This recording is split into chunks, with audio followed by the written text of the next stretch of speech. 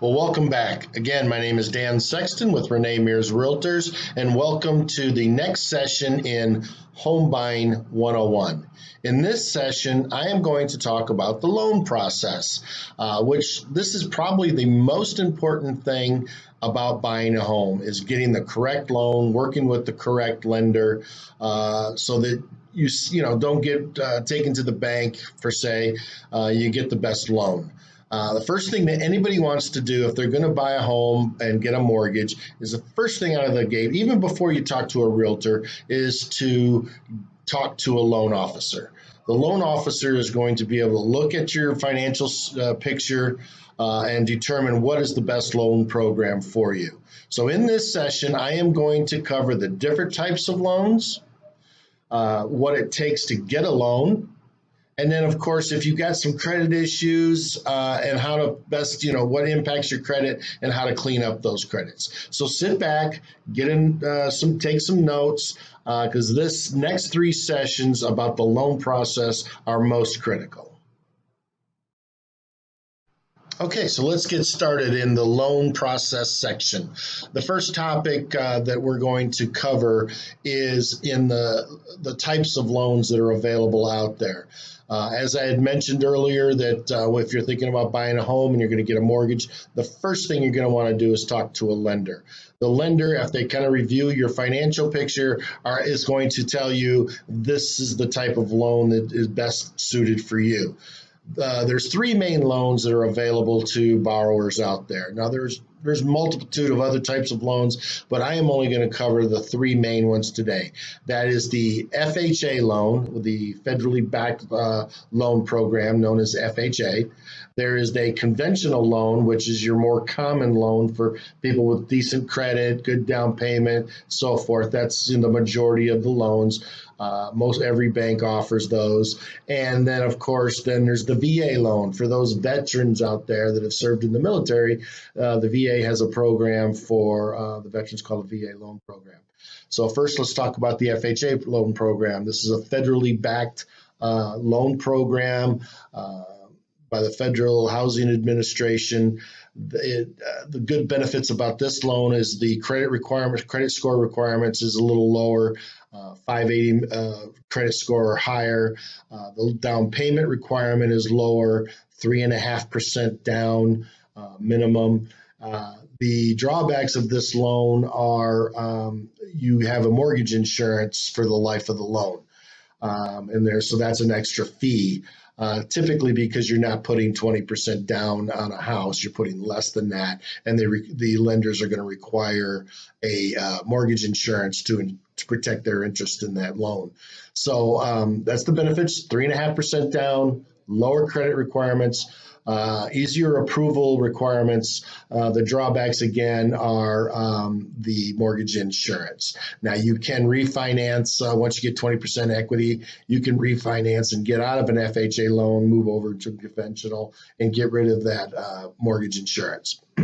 The next loan I want to talk about is the conventional loan. This is the most common loan out there. The down payment requirements range from 3% all the way up to whatever you want to put down.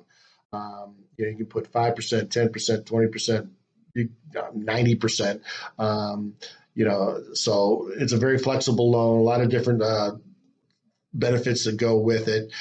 You still require mortgage insurance if you put less than 20% down, but that will drop off once you have 20% equity in your house. So if if all of a sudden your home values go way up and you have 20%, you can talk to your lender and they'll drop your mortgage insurance on that. The credit score requirements, going to be a little higher for that. So you need to talk to your lender to find out what loan programs and what their requirements are. Your debt to income ratios will be different and all that. The last loan I want to talk about is a great loan for those that have served in our military. It's called the VA loan. The VA loan is a zero down, no money down requirement, and low closing costs associated with that loan. So it's a great loan program. You must be a veteran to qualify for that loan, and you have not used your benefits in the past. There is a time frame that it'll go away. But anyway, so the FHA, the conventional, and the VA loans are the three main loan programs. There are other loan programs out there. There's a bonded program, a USDA loan. Those are very specific to areas and income levels and stuff like that. But definitely talk to the lender, and that person will be able to explain all the different options to you. All right, so the next topic we want to get into is, what does it take to get a loan? Well, when you talk to the loan officer, they're going to want to look at your credit. They're going to want to look at your income. They're going to want to look at your debt. They're going to look at what they call your debt to income ratio. Is your debt too high? Your credit bill is too high for the amount of income that you have. For example, I know on an FHA, to get it, they want the mortgage to be 31% or less of your monthly income, and your other debts to be 43% or less of your monthly income. So that's called your debt to income ratio. So, income's important, debt's important. Also, your credit score is important, as I talked, the FHA 580 minimum. Now, you can get approved in an FHA loan with lower credit scores, but you're going to require more down payment. But just plan on a minimum 580 credit score to get it approved for an FHA loan. So credit, and then of course, how much money do you have to put down? And you can get what they call gifts from a relative or a friend, to help with your down payment. Those are perfectly okay. So if you don't have a whole lot of down payment and you have a grandmother that's, rich, she can gift you some money, and that's perfectly fine. So those are the requirements: a good job stability, good income, low debt, good credit, and a little bit of money in the bank.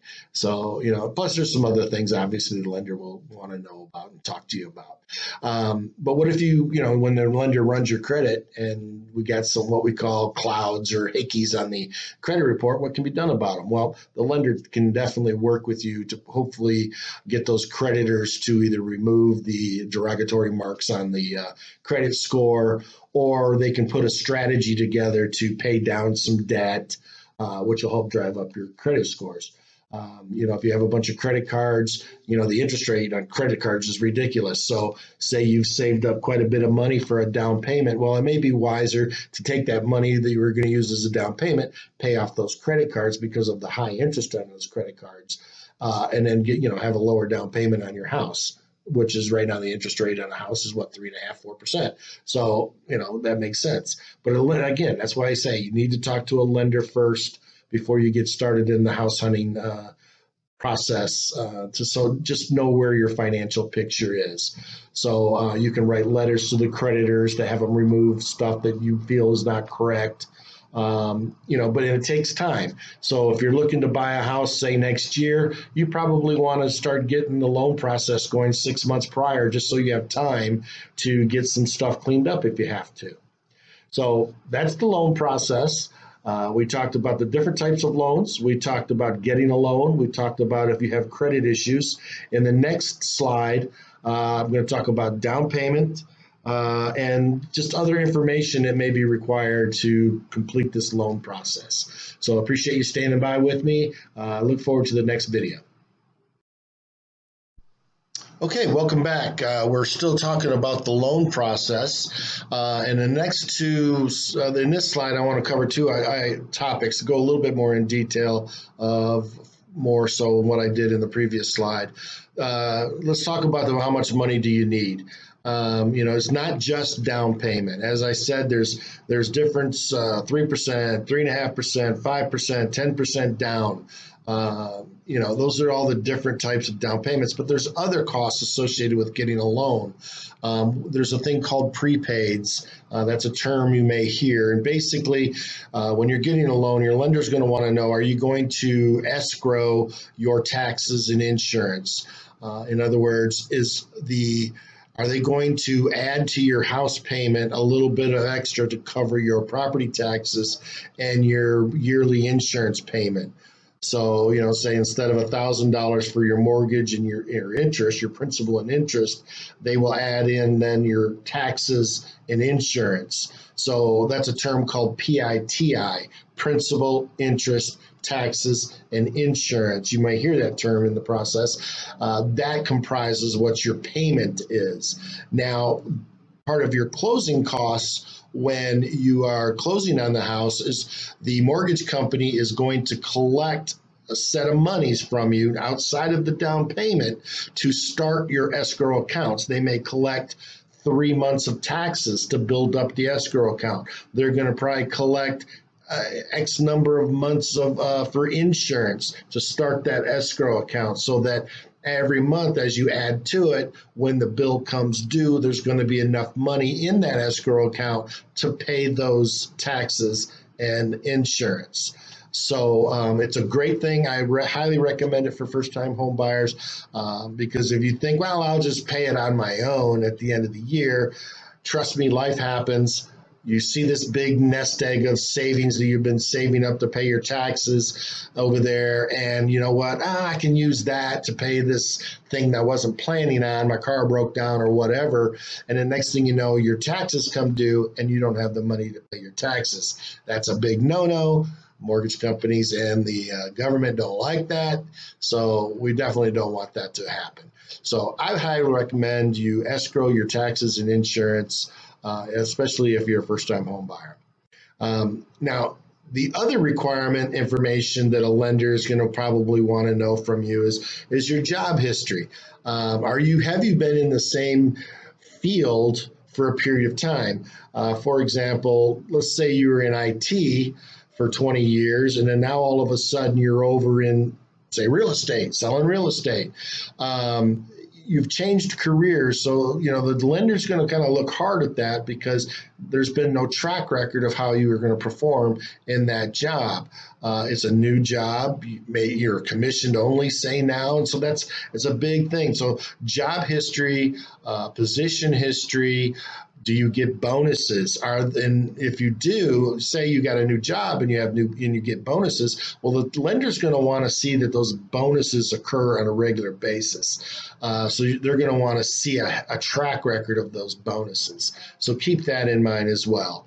They're going to pull and look at your last few years of your income taxes, tax returns, just to verify, what you make, how much you're deducting, and all that. If you're a salesperson and you're writing everything off, then your adjusted gross income may not be that high to qualify for, even though you make hundreds of thousands of dollars. So taxes, they're going to definitely look at that. They're going to look at all your different bank accounts and see, how much money you have in the bank. What's the inflow and outflow of money in that account? If you get a $50 check from your grandmother for your birthday, they're going to want to understand, where did that $50 come from? So be prepared for that. It's just part of the normal process. They're going to want to know, are you married, unmarried? Are you getting married? They're going to want to know all this type of information. So it's normal. Don't freak out. Be prepared for it. So that kind of concludes the information about the loan process. Like I said, it's a very complicated endeavor here. You definitely want to understand it, and you definitely want to work with a good loan officer, even before you start looking at houses and even engaging with a real estate agent. So hopefully this was helpful. Please watch the series again. If you missed something, if there's any questions you have, please feel free to call me. I'm always willing to take calls and answer questions. So hopefully you enjoyed this session. Look forward to the next one.